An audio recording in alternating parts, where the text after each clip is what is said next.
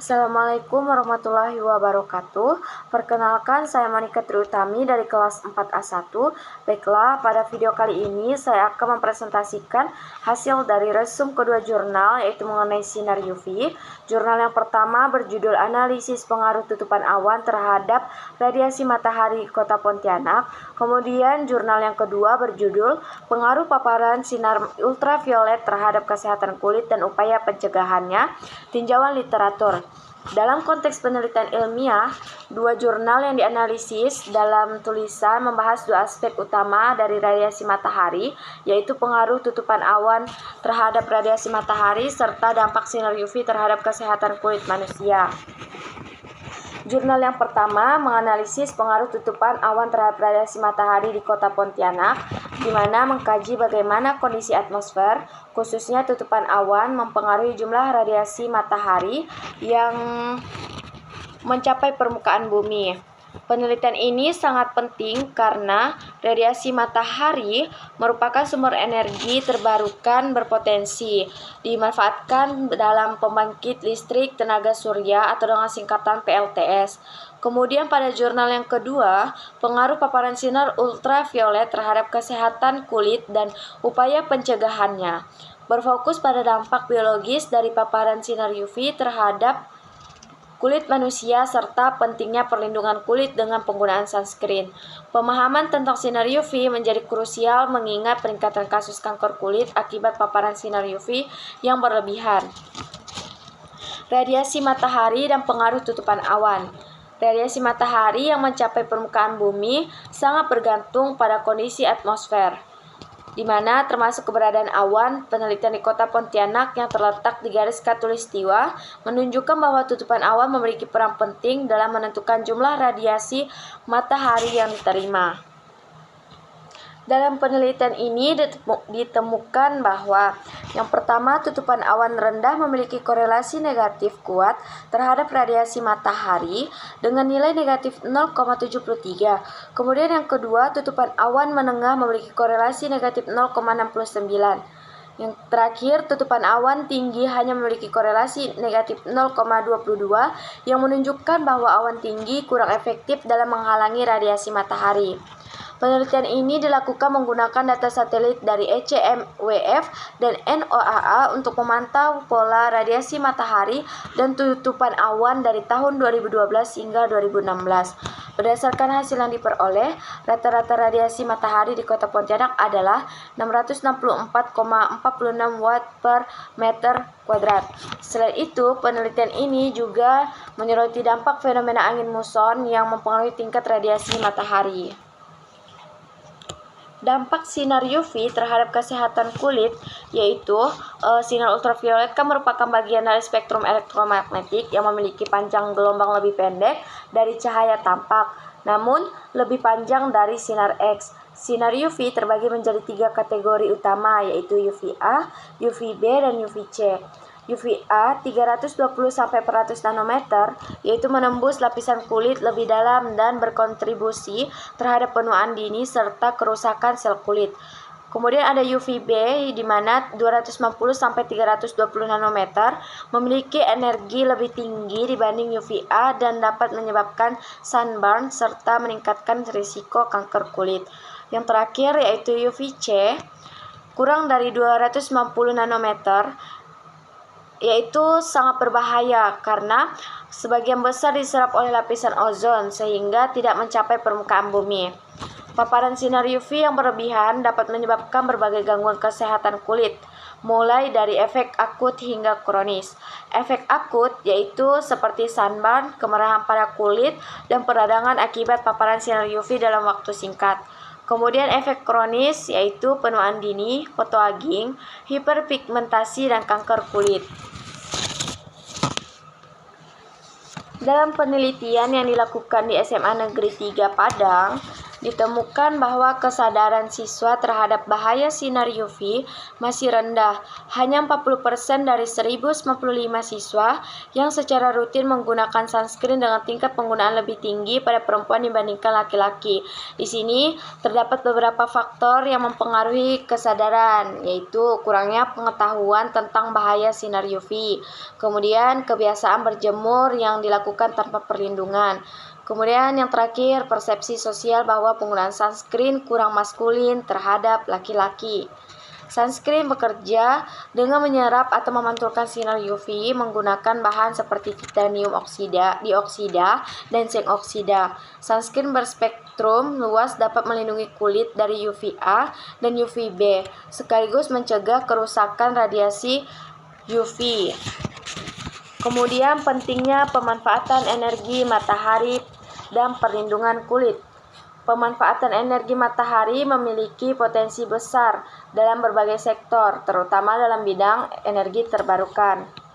Teknologi tenaga surya telah berkembang pesat dan menjadi solusi untuk mengurangi ketergantungan terhadap bahan bakar fosil dengan meningkatnya kebutuhan energi global dan dampak perubahan iklim. Penggunaan panel surya semakin mendapat perhatian. Untuk meningkatkan efisiensi energi matahari, ada beberapa langkah yang dapat dilakukan, seperti yang pertama, penggunaan panel surya berteknologi tinggi dengan material semikonduktor yang memiliki efisiensi tinggi dan menyerap cahaya matahari.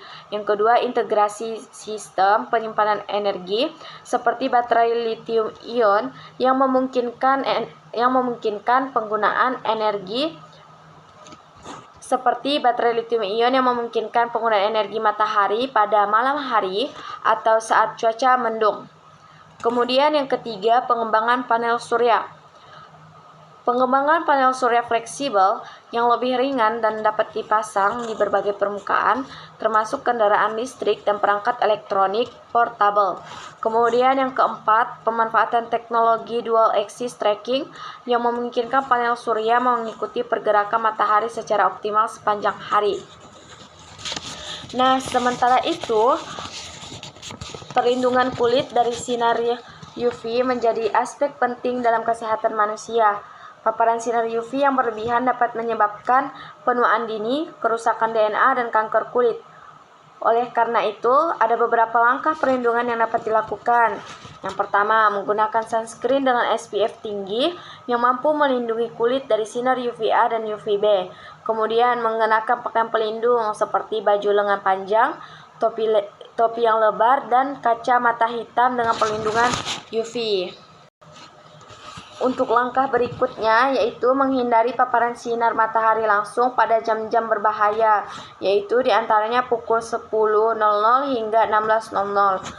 Kemudian untuk yang berikutnya, mengkonsumsi makanan kaya antioksidan seperti vitamin C dan vitamin E yang dapat membantu melindungi kulit dari kerusakan akibat dari kerusakan radikal bebas yang dihasilkan oleh paparan UV. Kemudian menggunakan teknologi tekstil anti-UV yang dikembangkan dengan serat khusus untuk menghalangi radiasi UV secara efektif. Dengan semakin meningkatnya kesadaran akan manfaat energi matahari dan pentingnya perlindungan terhadap sinar UV, inovasi dan penelitian lebih lanjut di kedua bidang ini sangat diperlukan untuk menciptakan solusi yang lebih efektif dan berkelanjutan, seperti pengembangan PLTS dengan sistem adaptif, kemudian meningkatnya edukasi masyarakat mengenai efek sinar UV dan pentingnya sunscreen, kemudian adanya meningkatkan kesadaran masyarakat mengenai manfaat energi matahari, kemudian menggunakan pakaian pelindung, terus menghindari paparan matahari secara langsung pada pukul 10 hingga pukul 16.00 seperti yang sudah dijelaskan tadi saat intensitas radiasi UV berada pada puncaknya. Kemudian memastikan penggunaan sunscreen yang sesuai dengan jenis kulit dan kebutuhan perlindungan terhadap sinar UV. Selain itu, di sini juga ada kaitan dengan konsep fisika. Radiasi matahari dari sinar UV memiliki keterkaitan erat dengan beberapa prinsip fisika, antara lain yang pertama pada spektrum elektromagnetik. Matahari memancarkan radiasi dalam spektrum elektromagnetik, termasuk sinar inframerah, cahaya tampak, dan UV. Sinar UV memiliki panjang gelombang lebih pendek dibandingkan cahaya tampak dan memiliki energi yang lebih tinggi sesuai dengan persamaan E sama H kali F, di mana E adalah energi foton dan H adalah konstanta Planck dan F adalah frekuensi gelombang elektromagnetik, di mana energi foton sebanding dengan konstanta Planck dan adalah frekuensi gelombang elektromagnetik. Kemudian kaitan dengan konsep fisika yang kedua, efek fotovoltaik dalam panel surya.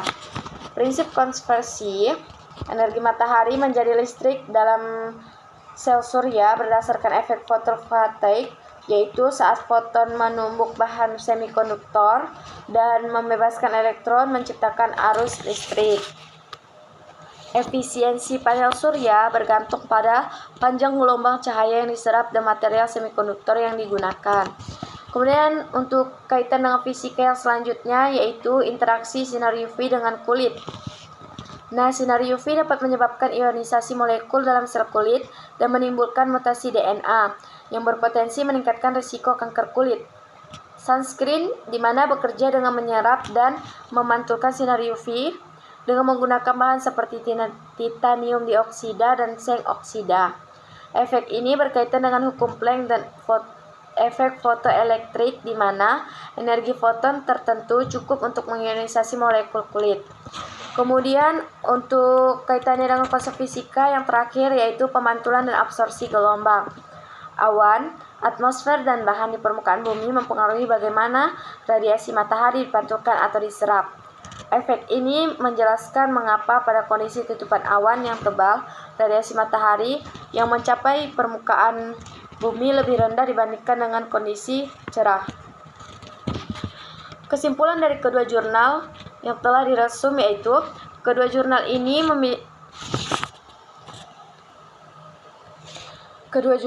memberikan wawasan penting mengenai peran radiasi matahari dalam berbagai aspek kehidupan. Jurnal pertama yaitu menunjukkan bahwa tutupan awan memiliki korelasi negatif terhadap sinar matahari yang berimplikasi pada potensi energi matahari di kota Pontianak.